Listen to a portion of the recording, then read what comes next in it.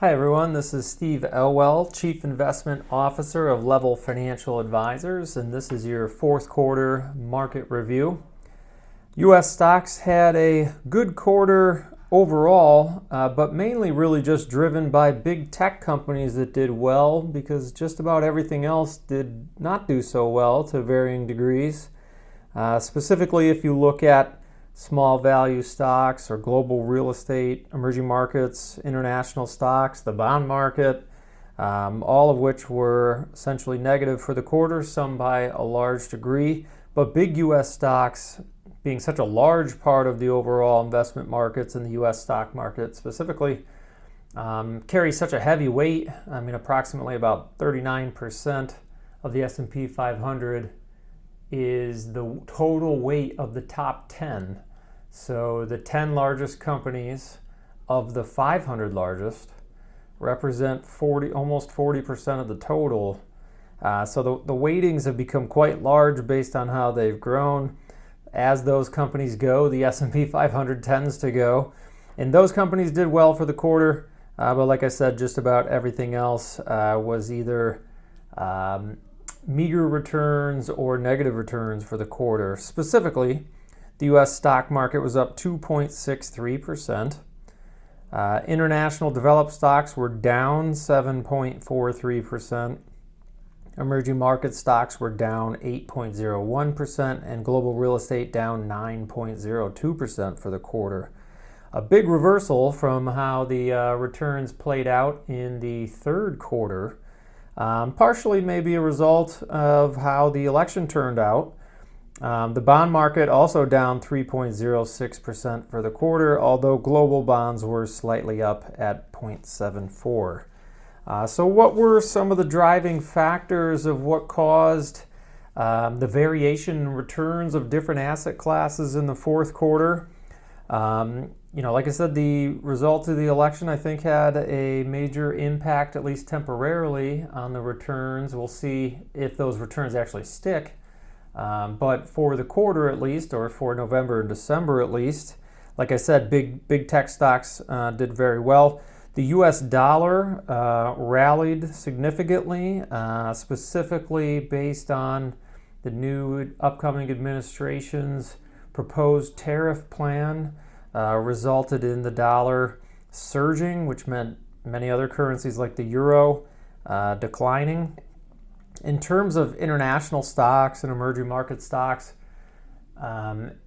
if the dollar surges and other foreign currencies decline relative to the value of the dollar, and you earn profits from Europe, for instance, let's call it France, which of course uses the euro. Let's say you have a company in France that you earn 100 euros of profit, and previously, based on the exchange rate with the US dollar, that might have translated to, back towards its high, $1.30 of US profits. So $100, 100 euros translating to $130 as it was repatriated back to the US to you as the end investor. If the euro declines in value relative to the dollar, that 100 euros of profit may now only be worth 103 US dollars when it's repatriated back to you, the end investor.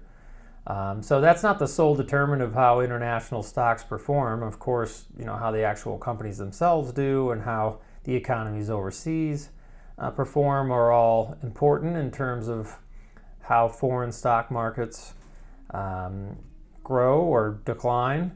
But currency swings are also part of the end return that U.S. investors get, since everything really needs to be translated back to U.S. dollars.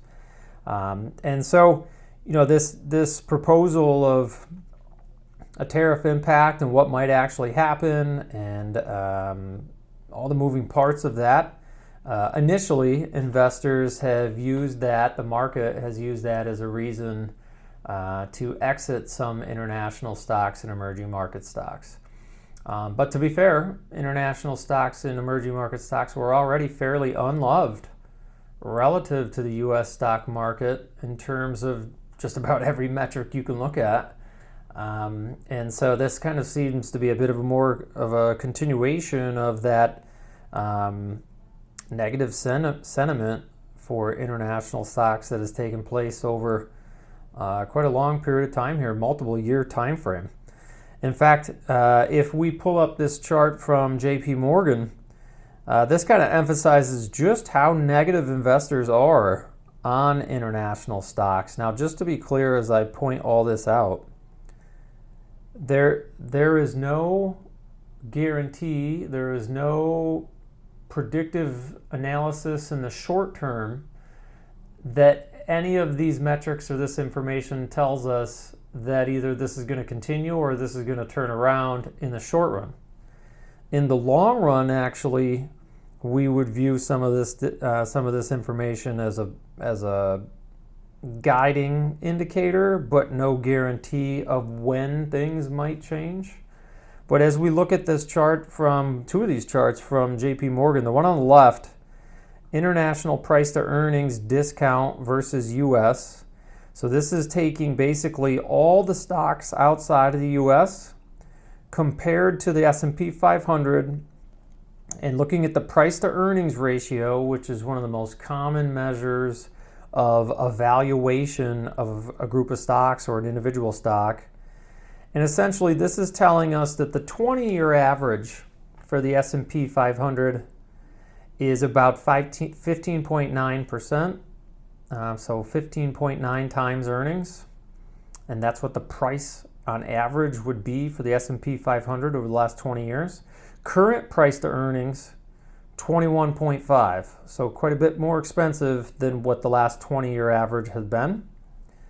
When you look at the ACWI, so All Country World Index X US, so all stocks outside of the US, the 20-year average is 13.1 times, and the current PE ratio is 13.3, so right in line with long-term averages, whereas the S&P 500 is quite a bit more expensive than the last 20-year average.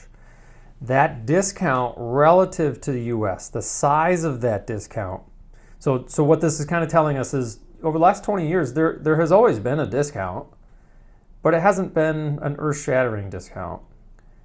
But compared to today, there actually is a pretty large discount for international stocks relative to US. Valuations are much more attractive per the price you're paying for $1 of earnings outside of the US is much less expensive than the price you pay for $1 of earnings from the S&P 500. In fact, this chart is showing as of December 31st, 2024, essentially a 38% discount. And that's quite a bit more than the average 17.8% discount. So they're kind of, over the last 20 years, has, like I said, always been this discount, some level of a discount. But as of recently, it's about twice as large, more than twice as large as what it normally is. That's 2 standard deviations beyond what is considered average. Anybody with any type of expertise in math knows that that's a pretty big move relative to what average is.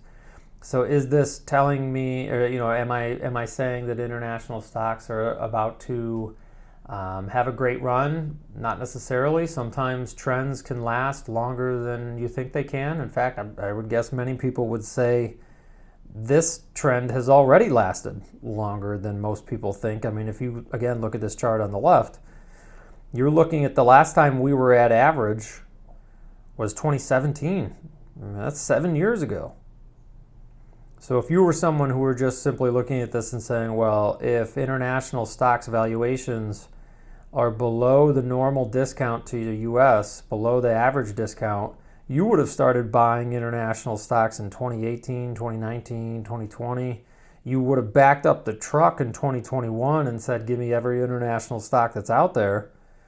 But yet the trend has moved even to a deeper discount since then. And this is the biggest discount that there's been the entire time of the last 20 years.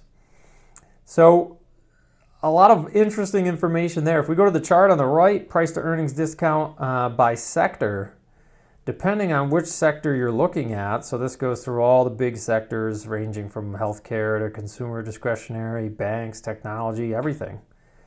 It's really across the board. I mean, the discount ranges, but virtually every single category here has a discount relative to what U.S. Ends up looking at, with the exception of one, which is healthcare.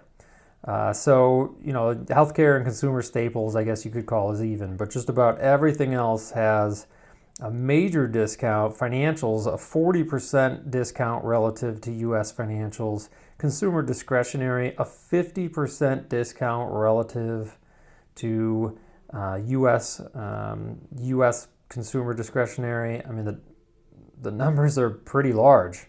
Again, this is not me saying that international stocks are going to turn a corner tomorrow. They very well might, for all I know. But in the short term, you really can't look at information like this and say, okay, well, this is the moment to make a change. I think the way to use this type of information is to, number one, first understand that anyone that has a diverse portfolio certainly is going to own some international stocks. And relative to U.S. stocks, they haven't done as well if you look at the last 3-5 years. And that seems fairly obvious by looking at all this information. I think the other way I would use this information is for a longer time frame. So let's say the next 5 to 20 years. I would look at this information and say, I better temper my expectations for what U.S. stocks, specifically big U.S. stocks, will earn. And that doesn't really mean that earnings will be bad. It doesn't mean that returns will be bad. It doesn't mean that they'll be negative. It doesn't mean that there's going to be a crash. It just means that at current valuation levels, the market is expecting some pretty serious performance, some pretty serious growth in terms of earnings from the biggest companies in the U.S. And maybe that happens, and the prices are all justified. And maybe it doesn't. Maybe they grow, but just not as fast as expected, and their stocks cool off. And that, again, that doesn't even mean they go down. It just means maybe they don't go up very much. Vanguard themselves have a 10-year forecast that they have come out with. Now, to be fair, they've had this similar forecast for the last couple of years, projecting that over the next 10 years, they expect big U.S. growth stocks to have mediocre returns and to have international stocks and value stocks lead the way and have the best returns. And that's no guarantee, but they also manage $6 trillion and have a pretty serious economic forecasting model. So it's some pretty interesting insight as to where do things currently stand and what might we want to think about for the future. So I guess in a roundabout way, I would look at this information and I would say, don't give up on your international stocks, even though it starts to seem like a whole lot of other investors are actually doing that. And if I can go back to actually a famous saying, not that this is, I'm going to just kind of paraphrase, but a famous saying from Warren Buffett is really the time to buy something is when no one else wants it. I mean, that's when you're going to get the best deal, right? I mean, if you went to your local baker at the end of the day and they had a ton of stale bread, I bet you can get a pretty good deal. Because what are they going to do? They're going to get rid of it. Nobody wants it anymore. And that's a really simple, silly example. But boy, it kind of seems like international stocks are getting to that point where you just don't really hear anybody talking with any level of huge excitement about the prospects for international stocks. And there could be a lot of really good reasons for that, but that also doesn't guarantee that things can't change in the future.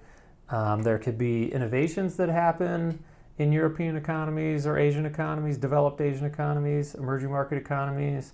There can be developments in the infrastructure and regulatory nature of different countries outside of the U.S. There can be changes in the geopolitics that we all have seen a front row seat to over the last couple of years in a positive way. I mean, obviously, some have happened in a very negative way, but we could also see changes in a positive way. So there's a lot of different things that could happen, and what will ultimately drive investment returns in those stocks will not be things that everybody is already aware of. That's already priced in. That's what a functioning stock market does every second of every day that the markets are open, is price in information that's already known as soon as it becomes available. So what will result in changes in prices will be information that is new, that is not currently known, whether that's a surprise or just simply even the quarterly earnings results that are released every 3 months, which again could result in a surprise, right? XYZ company earns more than what we thought. So there could be a lot of different reasons why things change, or even just simply, like I said back in the beginning, currency changes. It doesn't mean that foreign companies have to earn a ton more money. If the euro goes through the roof, or the pound goes through the roof, or the yen goes through the roof, for whatever geopolitical reason, all of a sudden the money that we earn from stocks in those countries, when those profits are translated back to US dollars, are worth more than what they used to. That's part of the benefit of investing in international stocks, is currency changes, which historically are nearly impossible to try and predict and tend to ebb and flow all the time. Some interesting information there on international stocks and what's been happening. I mentioned a little bit before as to tariffs, and that being part of the reason for the U.S. dollar soaring since the election. In general, if you're someone who's about to take a vacation overseas, that's good news. But that can be bad news if you're someone who is making a product in the U.S. and all of a sudden somebody who's making a product somewhere else, that may become cheaper to buy for U.S. consumers because the dollar is stronger and it's going to go a lot farther when they go to spend that money outside of the U.S. But if we look at this separate chart from JP Morgan, this dotted line all the way to the right is the proposed tariff rate, average tariff rate on U.S. goods that are imported for consumption. And this shows us the average tariff rate for each year going all the way back to 1930. And the tariffs that are proposed under the upcoming administration, which are not set in stone, we will see what happens on that front. The tariffs that are proposed are obviously quite a bit larger, in fact, about 10 times larger than where they currently stand. And so we're going to find out if that, number one, if that ends up getting implemented. Number two, how it gets implemented, to what products, to what type of things, to which countries, at what rate, how fast, how long will it last, and are these being used as a negotiating tactic in return for something else? Are they being used to try and replace revenue that's lost when tax cuts might be extended? We don't know. That's what we're going to find out. But what will be interesting is if tariffs are imposed at this rate, what impact that ultimately has on consumer inflation in the U.S., because there is very clear evidence that if tariffs are applied in a major way for everyday products that the U.S. consumer buys, that the importer will pass those costs along to the consumer and will pay more for things that we're already buying. So we'll see. Time will tell how they get implemented, what impact they have on the U.S. dollar, the U.S. economy, foreign economies, negotiating tactics. Certainly a lot of moving parts when it comes to how tariffs may be implemented and how they may affect everything in terms of your investments. Beyond that, I would say there are a few other things that we'll be watching closely in 2025. Obviously, we already mentioned, and something that everybody already knows, there's a new administration along with new Congress. taking shape that will have a major impact on taxes. I don't think there's any doubt about that. It was an enormous talking point during the campaign season. So we're going to find out probably pretty quickly here in 2025 whether the tax cuts from 2017 will be extended or even further reduced for some people. If those that have been listening to this commentary for a while, we've touched on multiple times that the current tax cuts are scheduled to revert back to the old higher rates starting in 2026, literally January 1st, 2026, unless Congress passes a bill to extend them and the president signs them. So I would expect that the Republicans would make that pretty close to priority number one or number two, since the timeline is relatively short to make all those negotiations and determine what a plan is and then ultimately pass it. And of course, the margin of error in the House is razor thin. They really cannot afford to lose very many votes to be able to get that extension passed. There was also a lot of talk about making Social Security tax-free. Currently, up to 85% of your Social Security might count as taxable income, depending on the amount of other income that you have. It's a very complicated formula that cannot be done on the back of an envelope. In fact, most people have really no idea how that calculation is even done. But ultimately, you could pay zero, you could have zero, none of your Social Security count as taxable income if you had no other income. If you have a lot of other income, then the full 85% of it would count as taxable income. It's never 100%, or at least not under current law. It's not, because they have actuarially determined that 15% of the money you get from Social Security is a return of your own contributions. So we'll see whether they make changes on that. That would be a major change affecting tens of millions of people. It's going to be a very costly change as well, so I'm not quite sure how they intend to pay for that. That's what we'll find out. There's also a high likelihood that within that same tax cut package or extension package, that they will tackle the federal estate tax exemption, and extending that as well. Currently stands at $13.99 million per person is the amount that you can have as an estate when you pass away and not owe any federal estate tax. If they do nothing, that will essentially be cut in half once it expires starting in January 2026. So I have to assume they're going to include some type of extension for that, or some type of change that isn't quite as dramatic as what will happen if they do nothing. There's been a lot of talk about expanding the child tax credit, currently $2,000 per qualifying child, as long as your income is below the limits. There's extension about talk about making that tax credit larger. That's one that actually tends to have a pretty serious impact on the economy, because anyone with young children is probably well aware that there are a lot of costs associated with having kids. And so if you give somebody with young kids a couple $1,000s, they're going to be able to spend that pretty quickly, because I'm sure they have a lot of expenses that they're going to be able to use that on.